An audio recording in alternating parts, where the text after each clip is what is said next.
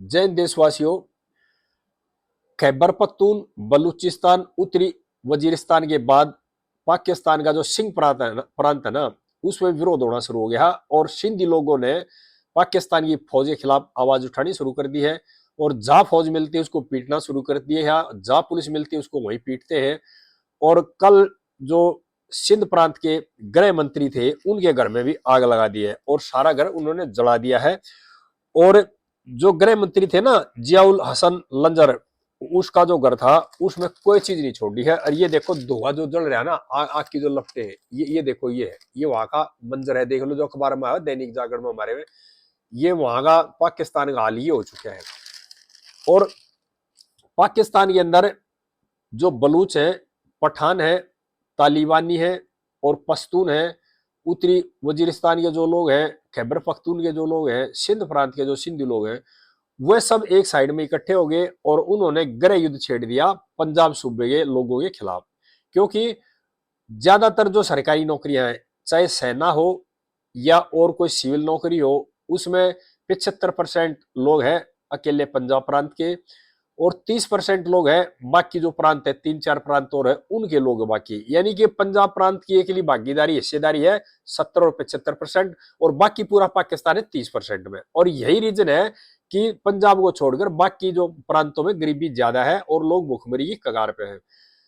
जब ये आवाज उठाते हैं प्रांत, तो पंजाब सूबे के जो सेना है, जो नेता है, वो मिलकर के इन लोगों का शोषण करते हैं, इनकी आवाज को दबा देते हैं, इनको लापता करते हैं, इनको मार देते हैं और बच्चों तक पे भी इन्होंने बम गिराए हैं।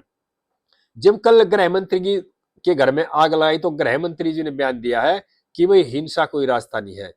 लेकिन हिंसा के बगैर और इनके पास कोई रास्ता नहीं है। क्यों? क्योंकि पंजाब प्रांत के जो लोग हैं, जो सेना है, वो करती है बाकी लोगों का शोषण। और इसी का नतीजा है कल गृह मंत्री का घर भी जला दिया। और बलूचिस्तान में एक बच्चों की स्कूल बस थी, उसमें बम फटा है जिसमें 6-7 बच्चे मारे गए हैं। और बलूचिस्तान में कल कई सेना के लोग मारे गए हैं और कई पुलिस वाले घायल हुए हैं। और गृह मंत्री का घर तो जला ही दिया लोगों ने। इसी तरह से जो टीटीपी है, उसने भी पाकिस्तान फौज के खिलाफ हथियार उठा रखे हैं। और अफगानी जो लोग हैं, पठान है और पश्तून लोग है ना, वो भी सब इकट्ठे हो गए, उन्होंने सबने मोर्चाबंदी कर ली है कि भाई पंजाबियों के खिलाफ युद्ध छेड़ दिया है एक तरह से। अब जो पंजाब में गृह युद्ध चल रहा है, वो एक तरफ तो पंजाबी लोग हैं और दूसरी तरफ बाकी सारे लोग हैं, जिसमें पठान है, पश्तून है, अफगानी है, तालिबानी है, खैबर पख्तूनवा के लोग हैं, सिंध प्रांत के लोग हैं, सिंधी, और बलूचिस्तान के जो बलूच लोग हैं, वो ने सब ने इकट्ठे होकर के आवाज उठा दी है। और जहां भी पाकिस्तान की जो पंजाब प्रांत है उसके लोग मिलते हैं, सेना के लोग मिलते हैं, उनको वही पकड़ पकड़ के मार रहे हैं। और स्थिति ये होगी पाकिस्तान की कि एक तरह से पाकिस्तान में गृह युद्ध छिड़ चुका है और थोड़े बहुत दिन के बाद पाकिस्तान के 3-4 टुकड़े हो जाएंगे अलग अलग। खाली पाकिस्तान एक पंजाब सूबा बच जाएगा पाकिस्तान के अंदर। और जो पाकिस्तान में चलते हैं ना दोस्तों, सेना की चलती है।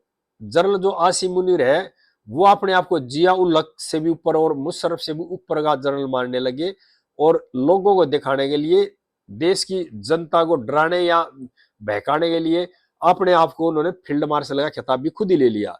क्यों?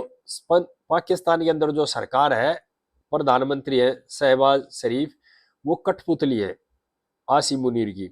और आसिम मुनीर ने जैसा चाहा उन्होंने फील्ड मार्शल का खिताब उनको दे दिया है। ये सर्व कर रखा है पाकिस्तानी जनता को गुमराह करने के लिए और बहकाने के लिए।